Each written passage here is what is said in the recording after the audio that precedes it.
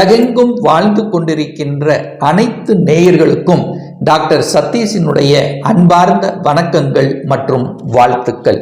Happy new year.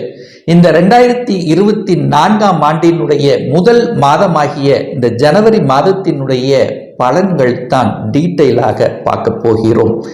இந்த ஜனவரி மாதத்தின் கிரக நிலைகளை பார்க்கும் பொழுது குரு பகவான் வக்ர நிவர்த்தி அடைந்து மேச மனையிலும், மனோ காரகன் என்று சொல்லக்கூடிய சந்திர பகவான் இந்த வருடத்தினுடைய தொடக்க நாளிலே, அதாவது சிம்ம மனையில பூரம் நட்சத்திரத்தில் வீட்டிருந்தும், கன்னி மனையில் கேது பகவானும், அதே சமயத்தில் விருச்சிக மனையில் சுக்கிர பகவான் அமர்ந்திருக்கார். அந்த சுக்கிர பகவானானது இந்த ஜனவரி மாதம் 18ஆம் தேதி என்று தனுசு மனையில போய் பிரவேசிக்க போகிறார். சூரிய பகவான், புதன் பகவான், செவ்வாய் பகவான் இந்த 3 கிரகங்கள் தனுசு மனையிலும், இந்த ஜனவரி 15ஆம் தேதி சூரிய பகவான் பெயர்ச்சி அடைந்து மகரத்துக்கு சென்று பலனை கொடுக்க போகிறார்கள். சனி பகவான் கும்ப மனையிலும், ராகு பகவான் மீன மனையிலும் அமர்ந்து கொண்டு என்ன மாதிரியான பலன்கள், சாதகம் என்ன, பாதகம் என்ன என்பதை பற்றியும், இந்த மாதத்தில் எந்த தெய்வத்தை வழிபட்டால் நமக்கு நல்லது என்கின்ற வகையில் இப்போ நம்ம டீட்டெயிலா பார்க்க போகிறோம். அதற்கு முன்னால் நம்மளுடைய சேனலை ஃபர்ஸ்ட் டைம் நீங்கள் பார்ப்பவர்கள் என்றால் மறக்காம சப்ஸ்கிரைப் பண்ணிக்கிங்க. விருச்சிக ராசி அன்பர்களே, இந்த 2024ஆம் வருடம் இந்த ஜனவரி மாதம் எப்படி இருக்குன்னு பார்க்கும் பொழுது, உங்களுடைய ராசிநாதன் லக்னநாதன் என்று சொல்லக்கூடிய செவ்வாய் பகவான் தனஸ்தானம், குடும்பஸ்தானம், வாக்குஸ்தானத்தில் அமர்ந்து கொண்டு குருவினுடைய பார்வை பெற்றிருப்பதும், உங்க ராசியிலேயே சுக்கிரன் சுப கிரகம் என்று சொல்லக்கூடிய அந்த சுக்கிரன் இருப்பதும் அனைத்து விதத்திலும் மேன்மையை தரக்கூடிய அமைப்பு. அப்போ நினைத்த காரியங்கள் நடக்கும், தொட்ட காரியங்களில் வெற்றியை தரக்கூடிய அமைப்பு. அதே சமயத்தில் உங்களுடைய எண்ணங்கள், சுய சிந்தனைகள் மேலோங்கக்கூடிய அமைப்பு உங்களுக்கு சிறப்பா இருக்கு. அப்போ உங்க ராசி அதிபதி என்று சொல்லக்கூடிய சூரியனும் குரு பகவானும் பரிவர்த்தனை பெற்று பரிவர்த்தனை யோகத்துடன் இருக்கக்கூடிய ஒரு அற்புதமான ஒரு மாதம். அப்போ நினைத்தவாறு உங்களுடைய தனம் விருத்தியாகக்கூடிய தன்மை. ஏன் சொல்ற அப்படின்னா, தனகாரகன் என்று சொல்லக்கூடிய அந்த குரு பகவான் அந்த தனஸ்தானத்தையே பார்க்கிறார் அல்லவா, அது தனது 9ஆம் பார்வையாக. அப்போ பொருளாதாரம் சார்ந்த விஷயத்தில் ஏற்றத்தை தரக்கூடிய அமைப்பு. நீங்கள் செய்யக்கூடிய எந்த தொழிலாக இருந்தாலும், வேலையாக இருந்தாலும் பொருளாதார ஏற்றம், அதாவது தன லாபங்களை பெருக்கிக் கொள்ளக்கூடிய வாய்ப்புகள், சந்தர்ப்பங்கள் அதிகமாக இருக்கு. ஏன் சொல்றேன் அப்படின்னா, உங்களுடைய தனஸ்தானத்திலேயே பார்த்தீங்கன்னா சூரியனும் புதனும் இணைவு பெற்று புதன் ஆதித்ய யோகத்துடன் உட்கார்ந்திருக்கார். அப்ப சூரியனுங்கிறது யாரு? 10க்குரியவன், தொழில்ஸ்தானத்தின் அதிபதி. 11க்குரியவன் யாரு? புதன். அப்போ அந்த 10, 11 தொழில்ஸ்தானத்தின் அதிபதி, லாபஸ்தானத்தின் அதிபதி இணைவு பெற்று எங்க உட்கார்ந்திருக்காரு? உங்களுடைய தனஸ்தானத்தில் உட்கார்ந்திருக்கார். அப்ப தொழிலின் மூலமாக, நீங்கள் செய்யக்கூடிய வேலையின் மூலமாக இந்த மாதம் நிச்சயமாக ஏற்றங்களை தரக்கூடிய அமைப்புங்கிறது ஊர்ஜிதமான ஒன்று. சரி, குடும்பம் சார்ந்த விஷயத்தில் சுப காரியங்கள் நடக்குமானா நிச்சயமா. ஏன் சொல்றேன்னா, அந்த சுப கிரகம், அதாவது 2க்குரியவன் 2ஆம் இடத்தையே பார்க்கிறார் அல்லவா, அப்ப குடும்பத்தை அமைத்து கொடுக்கக்கூடிய தன்மை அல்லவா. வாக்கு சார்ந்த விஷயங்கள் உங்களுக்கு சிறப்பாக இருக்கும். அப்போ எதை பேசணும் என்று நினைக்கிறீர்களோ அந்த பேச்சு பலமாக இருக்கும். சூரியனை போல பேசக்கூடிய, திடகார்த்தமாக பேசக்கூடிய தன்மை, மதி நுட்பத்துடன் சேர்த்து பேசக்கூடிய தன்மைங்கிறது இருக்கு. ஏன்னா புத்திசாலித்தனம் மிக்க அந்த குரு பகவான், அதாவது புதன் பகவான் அறிவுக்காரகன், ஞானத்தன்மை கொண்ட அந்த புதன் அந்த இடத்திலேயே இருக்கின்ற காரணத்தால, அதாவது வாக்கு ஸ்தானத்தில் இருக்கிறதுனால பேச்சை மூலதனமாக போட்டு செய்யக்கூடிய அனைத்து விதமான தொழில்கள் மூலமாக உங்களுக்கு லாபத்தையும் வருமானத்தையும் பெற்றுத்தரக்கூடிய தன்மை. குடும்பத்தில் அமைதி, அதாவது குடும்பத்தில் அமைதி கிடைக்கும், குடும்பத்தில் சுப காரியங்கள் கிடைக்கும், கணவன் மனைவிக்குள்ளே ஒற்றுமை கிடைக்கக்கூடிய தன்மைகள் இதெல்லாமே உங்களுக்கு சிறப்பாக இருக்கு அப்படின்னு சொல்லணும். 3ஆம் அதிபதி என்று சொல்லக்கூடிய சனி பகவான் 4ஆம் இடத்துல போய் உட்கார்ந்திருக்கார்.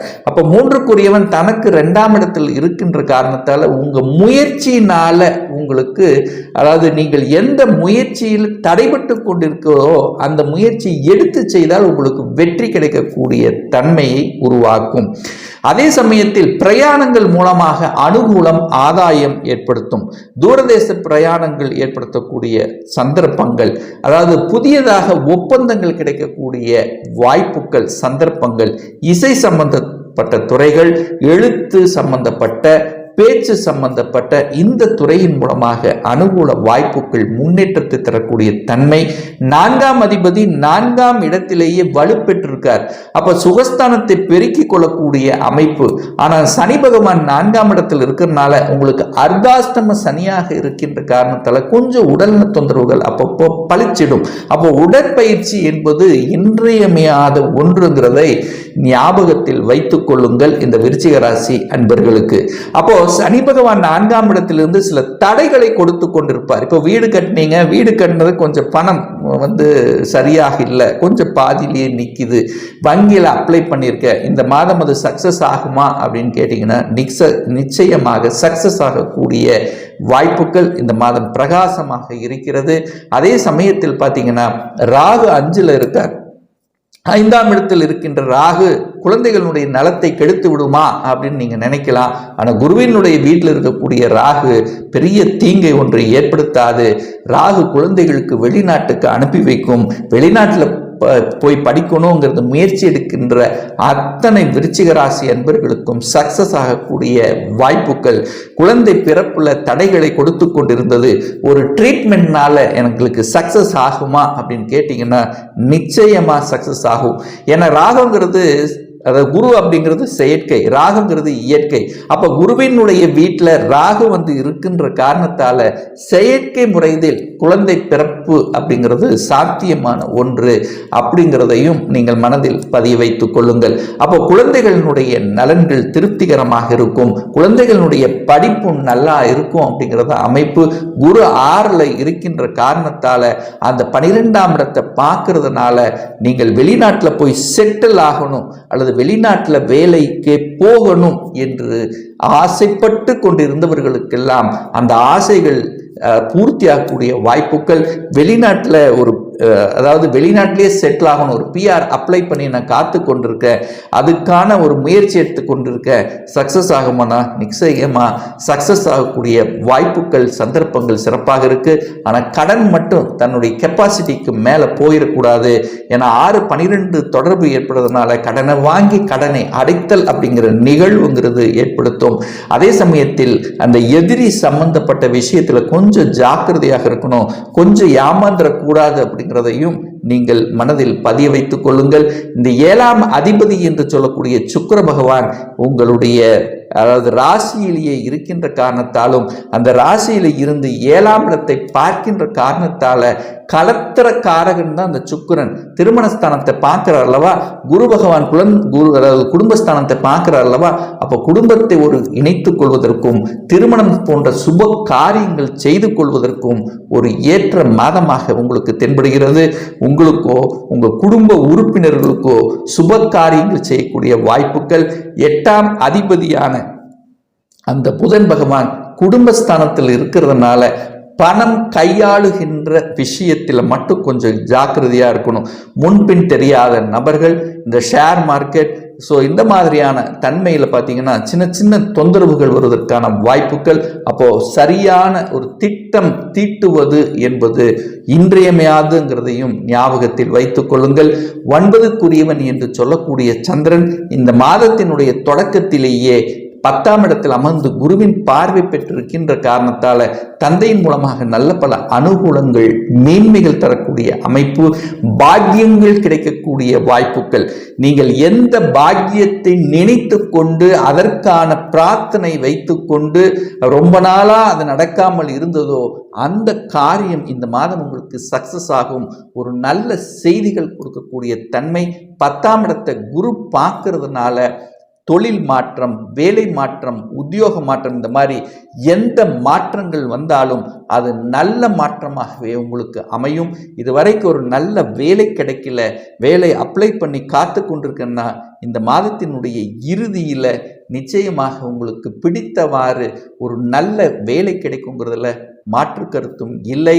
அரசாங்க உத்தியோகத்துக்குத்தான் நான் செல்வேன், அதற்கான முயற்சி எடுத்துட்டு இருக்கேன், அதற்கான அத்தனை வகையான அந்த உழைப்பை நான் போட்டு கொண்டிருக்கேன், சக்சஸ் ஆகுமானா நிச்சயமா சக்சஸ் ஆகக்கூடிய வாய்ப்புகள் சிறப்பாக இருக்கு. அரசாங்கத்தில் இருக்கிறேன், நான் எனக்கு ஒரு ப்ரமோஷன் கிடைக்கணும், ஒரு இடமாற்றம் கிடைக்கணும், அது ஏற்கனவே வந்திருக்கணும் இன்னும் வரல அப்படின்னு இருக்கவங்களுக்கு திடீரென்று உங்களுக்கு இடமாற்றங்கள் ப்ரமோஷன் வருவதற்கான வாய்ப்புகள் சந்தர்ப்பங்கள் சிறப்பாக இருக்கு. 11ஆம் இடத்துல, அதாவது லாபஸ்தானத்தில் கேது இருக்கார். உபஜயஸ்தானத்தில் கேது இருப்பது நல்லவைகள் நடக்கக்கூடிய தன்மை தான். அதுவும் கன்னியில இருக்கக்கூடிய கேது உங்களுக்கு நல்ல மாற்றத்தை கொடுக்கும்.